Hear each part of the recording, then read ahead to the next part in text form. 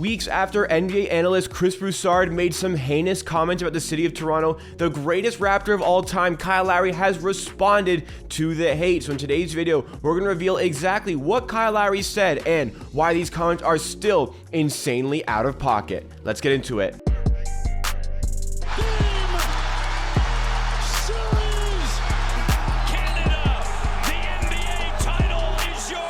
What's going on, NBA Raptors fans? It's Jacob here, back with Amateur Hour Sports for another Toronto Raptors YouTube video. On this channel, I bring you the greatest coverage and analysis on the latest Toronto Raptors news, and I'm doing it all throughout the offseason. So if you like what you see from today's video, then make sure you are subscribed to the channel, and you can help us on a road to 12,000 subscribers. Also, if you find yourself enjoying this video along the way, be sure to drop a like, and let's get to 300 likes on today's video. I know that we can do it, but let's get into our content for today's video. It's all about Kyle Lowry responding to the hate comments made by Chris Broussard and potentially other members of NBA media, because it's no secret.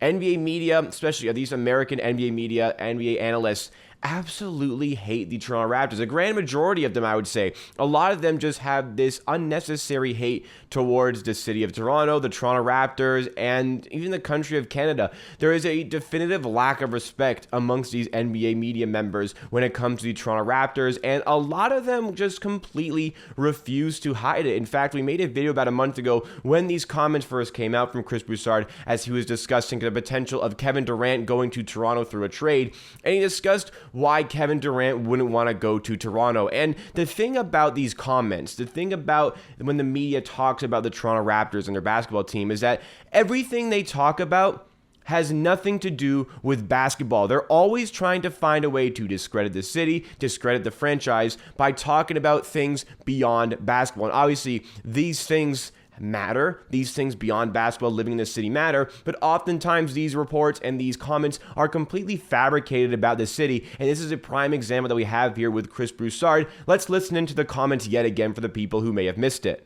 Great city, but Twan, you know, it's not America, and you feel it when you're there. I'm telling you, especially as an African American, it's a different situation than African Americans are used to being in. And I've talked to people in that organization pre-Ujiri about, can they keep African American superstars there? So even for such a small clip, it is absolutely loaded with just complete inaccuracies about the city of Toronto, and there have been many people who have just spoken out discrediting these comments. Former Raptors players, even players who didn't play for the Raptors, even players who just visited, were away teams visiting Toronto, made comments about it. Vince Carter is a former Raptor who made some comments against Chris Broussard. Richard Jefferson is a player who never played for the Raptors but spoke about his time as an away player in Toronto and speaking against fellow NBA analyst Chris Broussard. And Kyle Lowry is just the latest player to go against the comments made by the Fox News reporter here. And, you know, kind of funnily enough, I've seen so many NBA players who are going against the comments made here by Chris Broussard, but I've yet to see anybody actually step up and agree with any of the comments made by Chris Broussard, which could be pretty telling about the fabrication within Chris Broussard's comments. So let's kind of assess the comments that he made again. Let's try to recap as well what we did in that previous video about a month ago now. So for starters, as it comes to playing in Toronto, I'm not saying that it's perfect in terms of racism and all of that. I'm not saying it's perfect. There are a lot of cities that aren't perfect that needs to be fixed. However, as it comes to Toronto, as it comes to its multiculturalism, I mean, are we really going to pretend like this is way worse than what you would experience in, let's say, the Utah or Oklahoma City? Like, there's no way. Like, there's a lot of places that need complete reform, and I completely understand that. But to single out Toronto as a location that nobody wants to play in for these reasons is completely ludicrous. There are so many places all over North America that needs to have these changes, and it's not just Toronto. And the problems that he's speaking about seem to be completely non-existent for the NBA players who have actually represented the Toronto Raptors. But one thing Toronto is not is an awkward city for an African American. Let me tell you, you know, it's disappointing because I know I've seen Chris Broussard there before, and you know it's okay to visit, but live there. Well, I re-up there. There's other players who re-up there. There's players who are dying to get to Toronto, saying Toronto was one of the best kept secret, which was I'm well documented saying that. 20 years ago. And the only slight he has here for specific players, he talks about Tracy McGrady, he talks about Antonio Davis, and he also talks about the pre-Ujiri era, the pre-Masai Ujiri era, which has spanned like a decade here. We're talking about stuff that happened over a decade ago, and we're using that to slight the Raptors now in 2022. He's also talking about Tracy McGrady, as I mentioned, who left the Raptors in 2000, over 2 decades ago. And Tracy McGrady himself claims and reveals that he left as a result of management. It had nothing to do with the city. He also talks about Antonio Davis. Now, this one is really funny. He talks about Antonio Davis, who left in 2003. It's kind of weird. Antonio Davis actually left the Raptors because he wanted his kids to go to an American school because it just kind of seemed like he was scared of the metric system or something here. And, maybe that's a slight against Canada, but Antonio Davis returned to the Raptors later on in his career, and in fact, Antonio Davis's son currently plays in the Canadian Elite Basketball League, the CEBL, so his kids are just fine in Canada, and Antonio Davis seemingly was fine in Canada as well, so completely discrediting everything that Chris Broussard has said here, and there are so many players going against all the comments that he made. Now let's get to exactly what Kyle Lowry said about the comments. It's been quite some time now, but Kyle Lowry had a discussion with Vince Carter, and he revealed this statement here. Many at this point would consider Kyle Lowry the greatest Raptor of all time, and I'm in the same boat. I would completely agree that Kyle Lowry is the greatest Raptor of all time. So, obviously, he had a great stay in Toronto, but, he liked it to begin with. He repped the city to begin with, and he was always about Toronto. He was always about Canada and about winning here. And eventually, he helped us do that by winning an NBA championship eventually. And this is a guy coming from North Philly.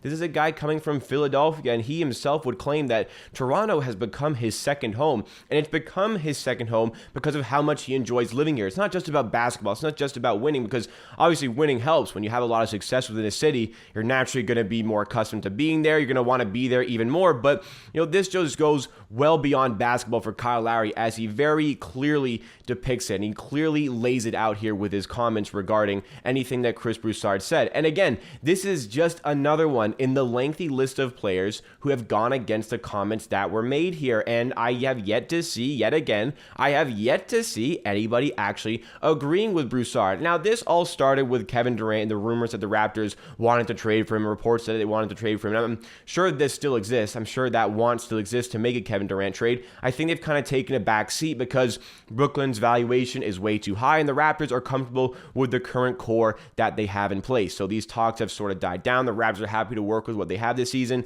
If something were to come up again, if the Nets were to decrease their valuation, then maybe we can insert ourselves back in these discussions, but they seem to have gone very, very quiet, and, I can understand completely why that is the case, but these comments still remain. These comments are still going to remain for any other player that wants to come here. Maybe the next time there's a marquee player available that the Raptors are interested in, because the Raptors are very much on the rise. Eventually, they are going to want to make that big splash. They are going to want to get that big free agent, which seems unlikely for the Raptors because they don't typically attract these free agents, but maybe there's another player that they want to trade for, a star player that they want to trade for, similar to the way we acquired Kawhi Leonard and went on to win an NBA championship. These comments are extremely baseless, and it just showcases the improvements made by the Toronto Raptors over the last decade or so. In the last decade, unbelievably, their valuation of their franchise has grown 400%. They are now the most valuable franchise in Toronto, and that's remarkable. This supposed hockey town, as Stephen A. Smith has spoken about in the past, he's called Toronto a hockey town. I don't want a champion being in Canada again. The city of Toronto is great, but we know Canada loves its hockey. They had their good moments and all of that stuff, but damn it, I want the NBA champion to be an American team. And just flat out says how much he doesn't like Toronto simply just because it's in Canada, which again just does not make any sense whatsoever here. People are so afraid, Americans are so afraid that there is a good basketball team in Toronto, and they are so afraid of the fact that there is a basketball team that's just thriving and continuing to thrive in Canada. They can't discredit the Raptors as an organization anymore. Maybe the pre-Ujiri era, era, they were able to do that. The Raptors were in the dumps. They weren't winning games. They weren't finding consistent wins, and all the good players always wanted to leave Toronto. You had Vince Carter who wanted to leave. You had Chris Bosh who wanted to leave. Those days seemingly are gone. So the Raptors, as a thriving franchise, doing all the right things, management, getting the right pieces, making the right decisions. Like, there's just been so many great decisions over the last 10 years. That helped us win an NBA championship, and then that also helped us complete a rebuild essentially inside 1 year. How many teams have spent like decades trying to rebuild? We did it in 1 year. That is extremely impressive, but you don't hear a lot of people talking about that. And sure, there are NBA analysts who definitely respect the Raptors as an organization. For example, Brian Windhorst does all the time, Zach Lowe does all the time, but there are plenty like Broussard, like Stephen A. Smith, who do not do it. They do not even talk about the Raptors as an organization. All they care about talking about is the city, is the country, because that's the only thing they feel like they can get any sort of edge against the Raptors. Because when they discuss the actual basketball matters, when they discuss the actual basketball team, there's just not enough that they can slide against, because they can't. The Raptors are giving them nothing to put down, so they have to seek other avenues to get their American sort of one-up